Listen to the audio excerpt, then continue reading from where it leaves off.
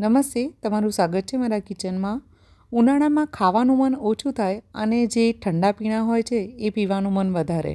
એમાં પણ જો બધા પીણા હેલ્ધી અને ખાંડ વગરના હોય તો બસ આજે આપણે જે બનાવવાના છીએ એ બધા જ પીણા હેલ્ધી બી હશે અને રિફ્રેશિંગ બી.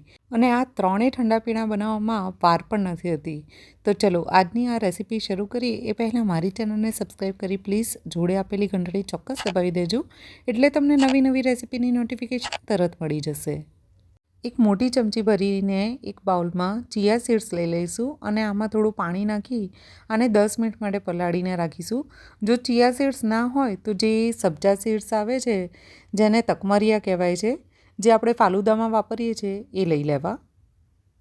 હવે એક નાની ડીશમાં થોડો ચાટ મસાલો અને થોડું લાલ મરચું પાવડર લઈશું. એને આ રીતે મિક્સ કરી અને જે ગ્લાસમાં આપણે શરબત સર્વ કરવાના છીએ ને એની કિનારી ઉપર થોડું લીંબુ ઘસી દઈશું અને આ ચાટ મસાલાવાળી જે આપણે ડીશ તૈયાર કરી છે એમાં આ ગ્લાસને આ રીતે ડુબાડીશું, એટલે કિનારી ઉપર આ ચાટ મસાલોને લાગી જશે, જેથી કરી અને લુકવાઇઝ બી સારો લાગશે આ ગ્લાસ અને શરબત બી પીતી વખતે ટેસ્ટી લાગશે.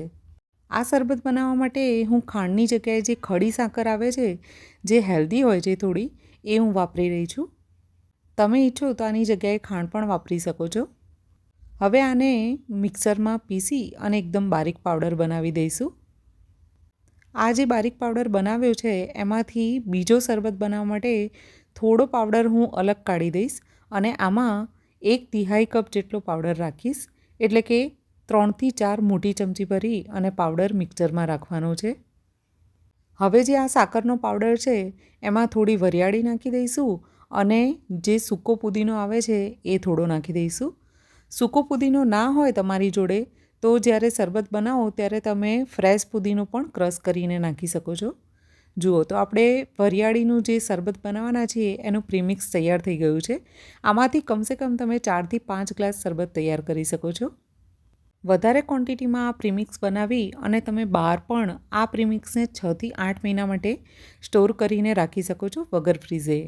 હવે એક મોટું વાસણ લઈશું અને વાસણમાં 2 થી 2.5 ચમચી કે 3 ચમચી જેટલું પ્રીમિક્સ લઈ લઈશું. અત્યારે હું 2 ગ્લાસ જ શરબત બનાવી રહી છું, એટલે એના માટે જેટલું જરૂરી છે એટલું પ્રીમિક્સ લીધું છે. હવે 5 ચમચી જેટલો ચાટ મસાલો નાખી દઈશું. એક મોટી ચમચી ભરી અને લીંબુનો રસ નાખી દઈશું.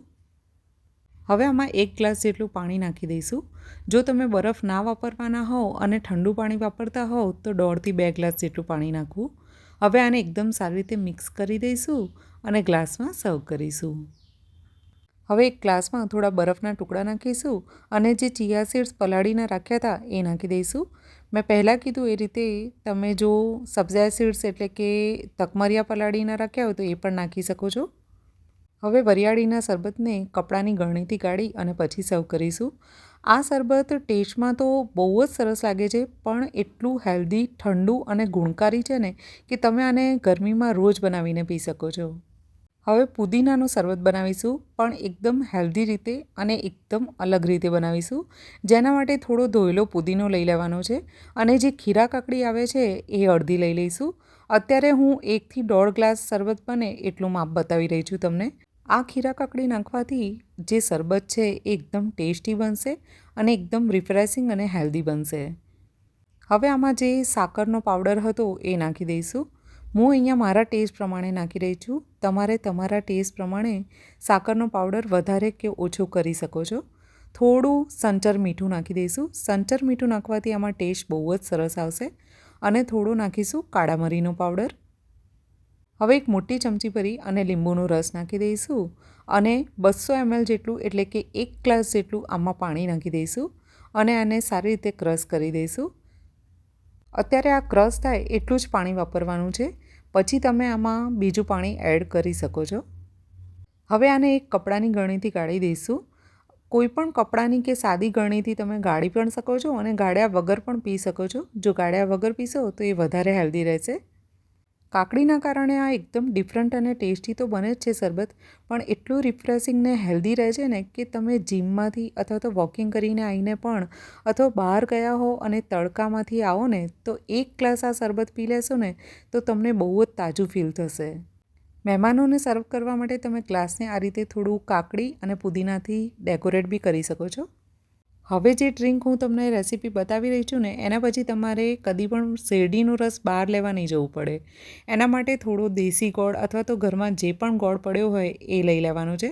આમાં થોડા પુદીનાના પત્તા નાખી દેવા. 2 ચપટી પર જેટલો સૂંઠનો પાવડર નાખી દેવો. બધી જ વસ્તુ તમને બિલકુલ બહાર શેરડીનો રસ મળે છે ને એવી ફિલિંગ લાવશે. થોડું સંચર મીઠું નાખી દેવું અને થોડો લીંબુનો રસ નાખી દેવો. હવે ઠંડુ પાણી થોડું નાખી દેવું. અડધોથી પોણો ગ્લાસ જેટલું ઠંડુ પાણી નાખી દેવું, કેમ કે આપણે પછીથી બરફ એડ કરવાના છીએ. હવે આને ક્રશ કરી દેવું. આ રીતે પુદીનો અને લીંબુનો રસ નાખી અને આ જે દેશી ગોળવાળો તમે શરબત ઘરે બનાવશો ને એ બિલકુલ તમને બહારના શેરડીના રસ જેવું લાગશે. અરે હું તો કહું છું શેરડીનો રસ પણ તમે ભૂલી જશો ને એટલો ટેસ્ટી બનશે. હવે ગ્લાસમાં થોડા બરફના ટુકડા નાખી દઈશું અને એક વખત પાછું આને ગળી લઈશું. ગળવાની જરૂર તો નથી હોતી, પણ આ રીતે હું ગળીને વાપરું છું કેમ કે આપણે પુદીનો ક્રશ કર્યો છે. આ ત્રણેય શરબત હેલ્ધી, રિફ્રેશિંગ અને ટેસ્ટી હોવાની સાથે સાથે એટલા જલ્દી બની જાય છે ને કે કોઈ મહેમાન આવશે ને તો પણ તમે આને 5 મિનિટમાં બનાવીને એમને આપી શકશો.